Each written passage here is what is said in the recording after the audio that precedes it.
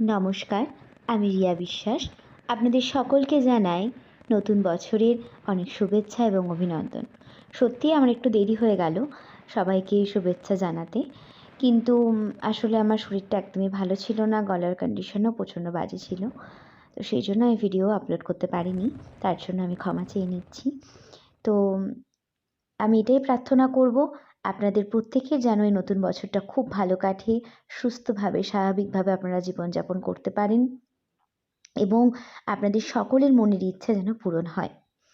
আজ আমি ঠিক করেছি আমার জীবনের প্রথম যে কবিতাটা দিয়ে আমি শুরু করেছিলাম একটা কম্পিটিশানে, আজকে সেই কবিতাটাই পাঠ করব।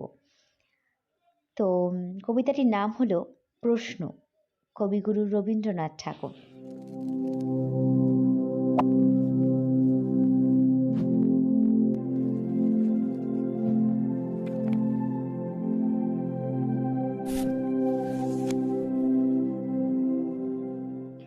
ভগবান, তুমি যুগে যুগে দূত পাঠাইছ বারে বারে দয়াহীন সংসারে।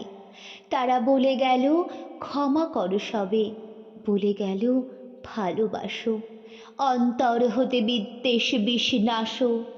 বরণীয় তারা, স্মরণীয় তারা, তবুও বাহির দ্বারে আজি দুর্দিনে ফিরানো তাদের ব্যর্থ নমস্কারে। আমি যে দেখেছি গোপন হিংসা কপট রাত্রি ছায়ে হেনেছে নিঃসহায়ে। আমি যে দেখেছি প্রতিকারহীন শক্তের অপরাধে বিচারের বাণী নীরবে নিভৃতে কাঁদে। আমি যে দেখিন তরুণ বালক উন্মাদ হয়ে ছুটে কি যন্ত্রণায় মরেছে পাথরে নিষ্ফল মাথা কুটে।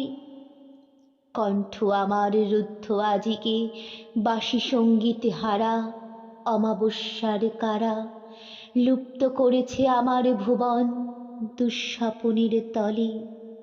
তাই তো তোমায় সুধায় অশ্রু জলে, যাহারা তোমার বিষাইছে বায়ু নিভাইছে তব আলো। তুমি কি তাদের ক্ষমা করিয়াছ?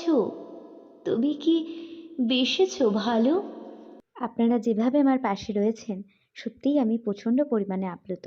এভাবেই পাশে থাকবেন, আশীর্বাদ করবেন, অনেক ভালোবাসা দেবেন, যাতে আরও ভালো ভালো আপনাদের সামনে ভিডিও আমি দিতে পারি। তো যদি ভিডিওটি ভালো লেগে থাকে, লাইক, শেয়ার অ্যান্ড সাবস্ক্রাইব করতে কিন্তু একদম ভুলবেন না।